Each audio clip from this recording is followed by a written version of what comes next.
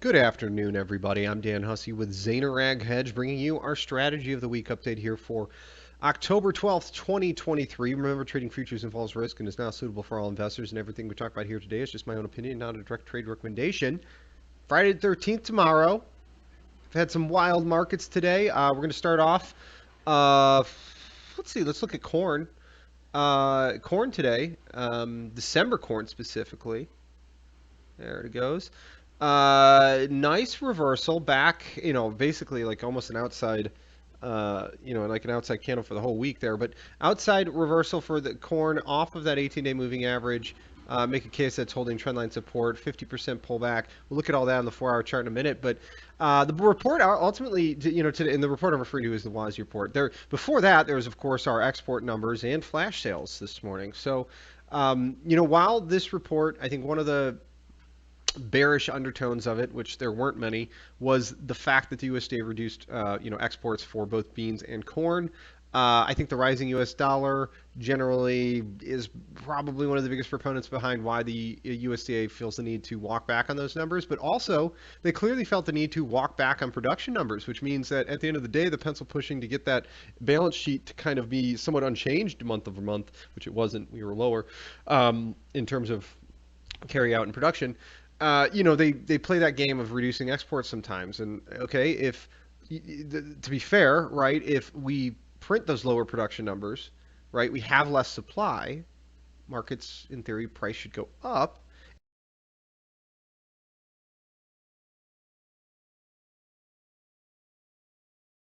Otherwise,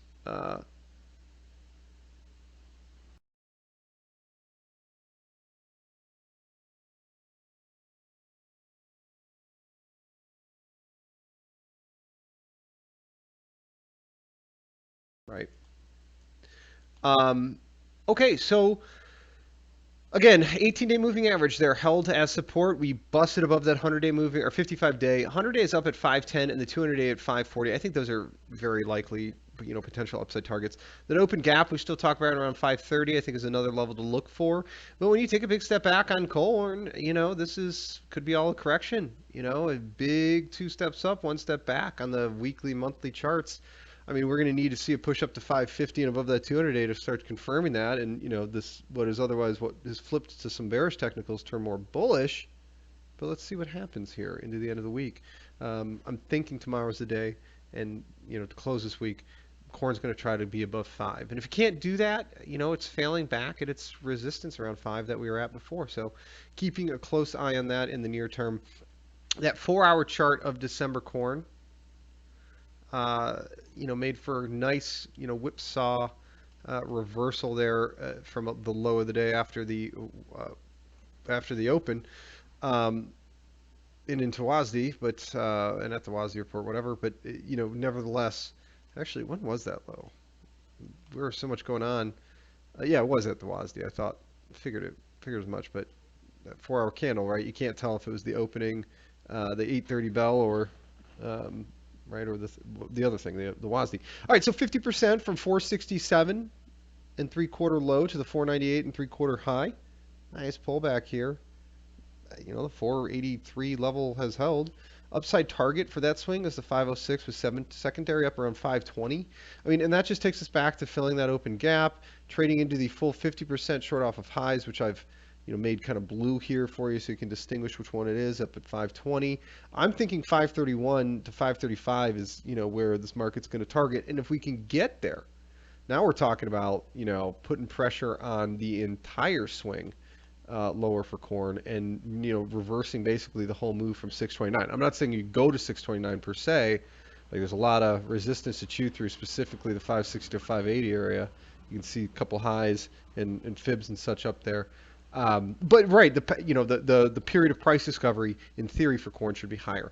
The numbers today didn't give you, I think, didn't give us, or certainly didn't give me what I needed to see to think that corn is going to be pushing, that $7 to $8 handle just yet, because it is still 15 billion bushels of production with a substantial 2.1 billion bushel carryout. I mean, that's a lot of corn still, and the stock to usage ratio, doesn't shrink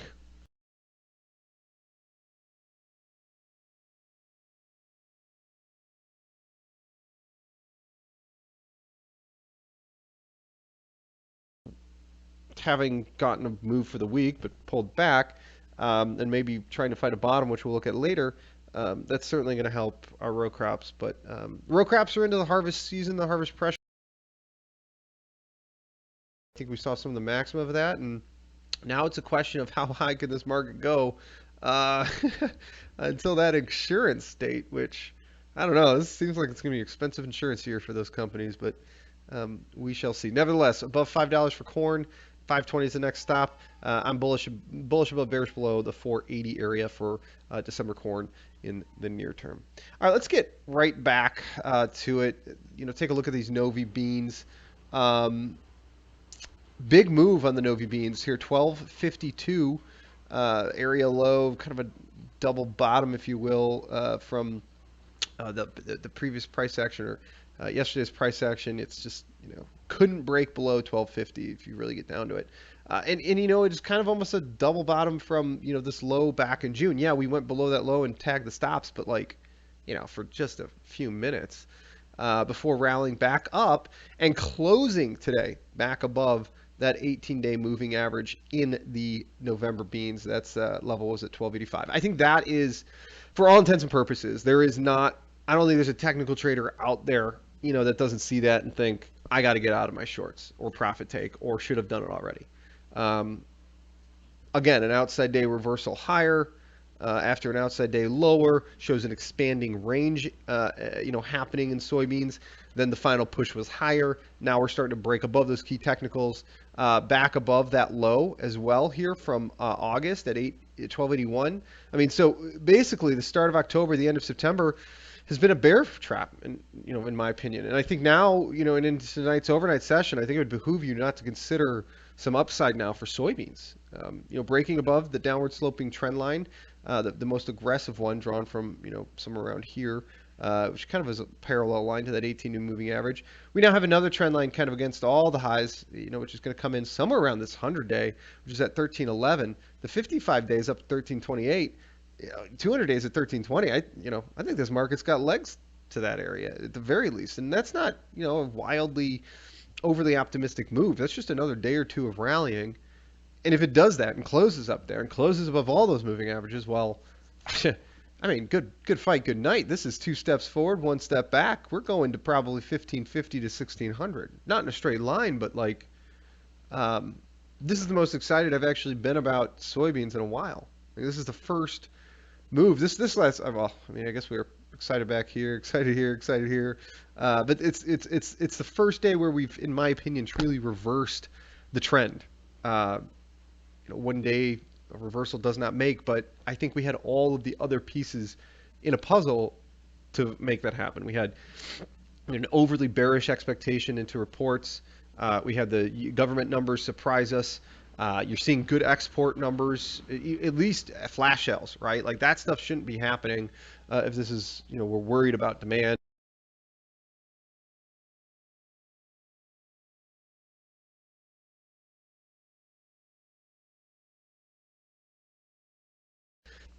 That's okay.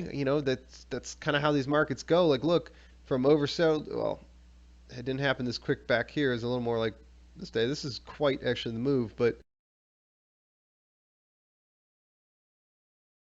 moving average, it seems to be a trigger for potential short covering. And if it fades off, it can be a head fake like we saw in the past. But you can see here, this one example. Um, and it's, of course, after coming from oversold, right? So anyway, is that what we're about to see? Something like this over here and then an extended leg up? I certainly hope so. Been talking with a lot of clients about it. All right, let's look at the 4-hour chart. The daily chart is what it is. Kind of break down the game plan for stuff in soybeans over the next 48 hours, right? So I think the downside mounting pressure, or the downside trend, I should say, had both a trend line and it also had these extended shorts drawn from these lows to lows. This cluster of lows to lows here, you see once to target, same anchor, new low, twice to target, same anchor, new low, actually put us with a reaction off of it today. However, now we're going to be looking for the move. In my opinion, I think there's other signals here for reversal, and I think this is the one that pops it above 1310 kind of takes you out of this downward price action. And once you do get that push up to 1310, 1320, there may be a 50% pullback in here to think about. But in the near term, I am interested in the swing low for the month to now the high. 1275 would be supportive in my opinion. I don't really think it gets down there. I think how we closed above this cluster of highs, closed above that low from August, I think that is kind of the supportive area here, 1280 to 1285. Clearly, maybe go as high as 1288 because of this high, but that 5 cent area I think is our landing pad. We're not going to quite get to 1275, and we're going to push up to 1310, 1315, and effectively take out the downwards, the trend continuation short from low to low, take out this last trend line. That would also, right, put you above and into that 18-day moving average, or sorry, the above the 100-day into the 200-day moving average. And then, of course, just 50 back from the 1435 high to this low after is around 1340. So path of least resistance starting to look up for soybeans, looking up for corn. And this is assuming we don't just fade very hard tomorrow, which would, I think, can't discount anything, right? This could all be a head fake higher, but the way we closed, we definitely sent a signal. If there's a warning shot out over the bow of bears at this point, today was it. And certainly, I'm bullish above, bearish below at this point, 1250 on the beans. Any buyer in the pullback, that's kind of the area I'd be thinking about stops, just have below the swing. But the truth is I think you can still pick up $13 calls, either the end of next week or even for November with 2 weeks out, and have finite risk and a strategy to get long beans, for the move higher, because I think this is just the start of it. And certainly over the next 48 hours, and I'm including Monday's price action in that window, what corn and beans and how we close this week and start next.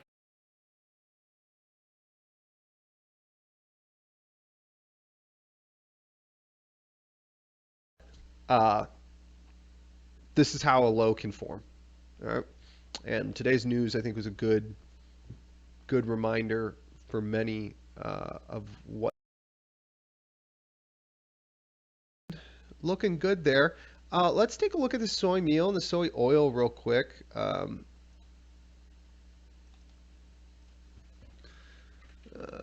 Which oil meal do I want to look at, though? Do I want to look at December? Yeah, I probably want to look at December.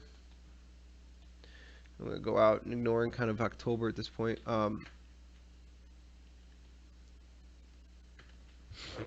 Okay, perfect. Let's flip over to our meal chart. All right, so soy meal had a huge day today. You had both oil and meal rallying, so this is like, it wasn't a huge day, but it wasn't, for the oil, but it was an outside day, technically positive. That's this could be a massive reversal. Again, 18-day moving average up around 56. We'll get back to the meal. Let's just start with oil here. Looks like a big old, 50% pullback. 2 steps forward, 1 step back. We're below all those moving averages, so I think a test back to that 18-day and 200-day around 56.50 is probably in the works.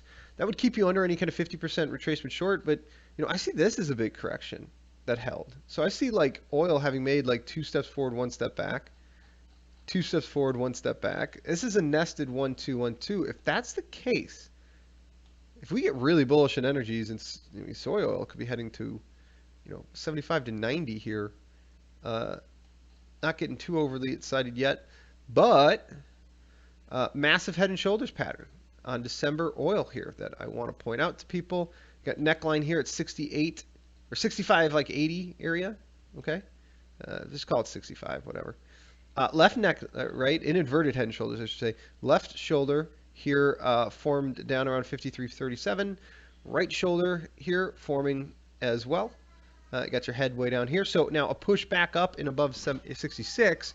That's your breakout. And again, we just gave you the reasons on the bigger picture, the 2 steps forward, 1 step back, 2 steps forward, 1 step back, that nesting of progression we see higher, coupled with an inverted head and shoulders, boy. And then, of course, you go down to the daily time frame. You can see us coming out of oversold. You can see us turning hot green, getting, expanding range here as well. I don't know. Maybe meal's the big buy here for a move back to 56 to 60. Or oil, what am I saying? Nevertheless, watching it, interested. I'm bullish above, bearish below the 52 handle now. The oil meal, now the meal, up 15.8 on the day, closed above its, well, right at its 55 day, closed above the 100 day. There at 391 and above that 18 day, which just ripped through without even uh, pausing there at 382. Well off the lows, and if you take that step back on meal, maybe this is a big two steps forward, one step back, and then kind of sideways after that one step back. And if that's the case, I think you've got an A, like, B, and then maybe a C truncated.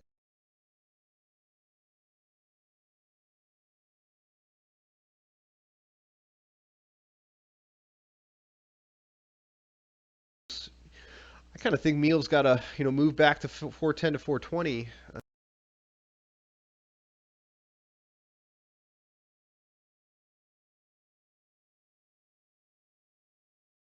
And then real quick here in our oilseed complex, you had a decent day for canola as well. Novi canola outside day reversal higher. I mean, this is like a pattern we're seeing in all of our row crop and agricultural things today. Closed into the 18-day, did not get above it, and actually faded off of it. So tomorrow the move will be back above 715. That will be looking for, expecting. The 200-day and 18-day 80 or 200-day and 100-day moving average is still above us at 749. That's like near the old low here, but this looks like two steps forward, one step back for canola as well. After an even larger two steps forward, one step back. So like the oil, um, is this a bigger nesting setup? Well, we got one other market we can look to, which is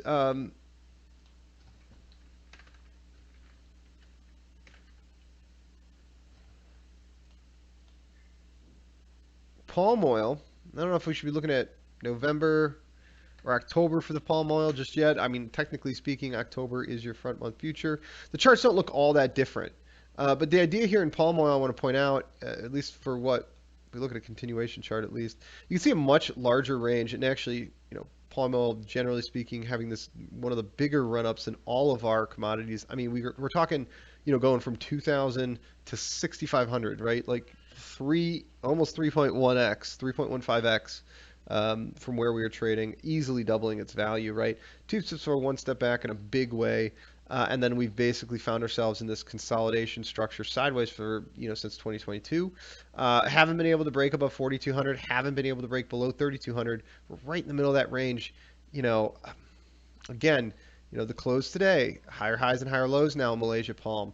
The 15 to 18 day moving average, excuse me, is our next level to take out with I think some objective targets above there, around 37 to 37, 32, with the 55, 200 day and 100 day moving averages all right there as well. So you're seeing these reversal setups happen in all these places together. If we're really short these markets, these are definitely signals to think about trailing stops, getting break even, getting out, taking profits. If you're looking to get long, there's a lot of reasons now over the next 48 hours. There could be interesting setups to get into the market, given you've got daily reversal setups potentially happening underway or already completed. Um, so yeah, I'm kind of reinvigorated here, and I know there's definitely a lot of excitement with everyone today who's been waiting for these markets to like just do something and not just be in this kind of grind lower for row crops at least.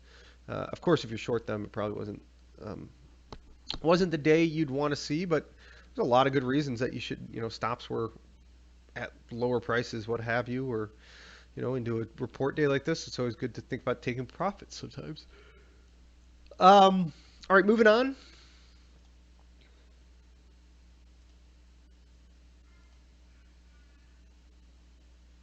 Give me one sec here.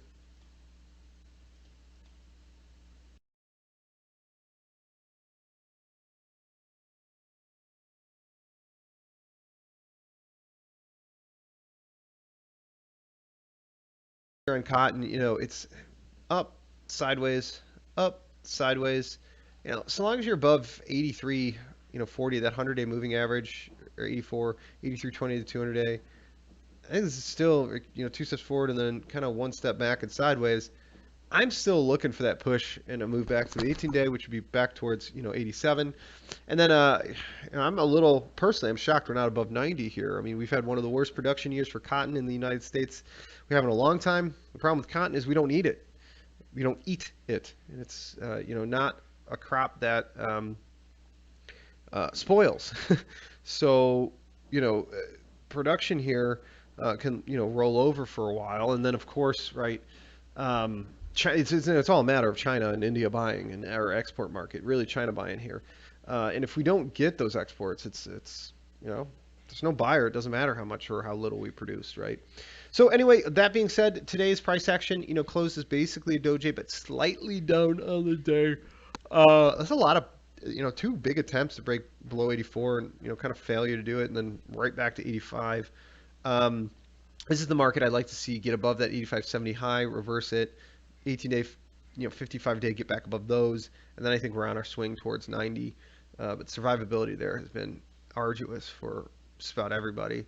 Um, so optimistic here that cotton might have found a low, and you know what? On a day like today, um, kind of an interesting, the level I would honestly expect it at. Was hoping yesterday was it, but we will see going forward. In other words, but yeah, bullish above, bearish below that 84 area in cotton at this time. March sugar, got a lot of questions over the last several months about times to trade or short sugar, whatever. We're back below that 18-day moving average. We failed to break above it today. If we go below 26.20, not much in the way of us retesting 25.30. And then you're talking about maybe breaking below down upward sloping trend lines. Sugar might be finding a top, but I don't know. We'll have to have to be very careful here and watch how it trades again over the next 48 hours or so. Just to see if it in fact does take out today's low and continue the pattern of lower lows and lower highs below that 18-day moving average, which is whenever we're above or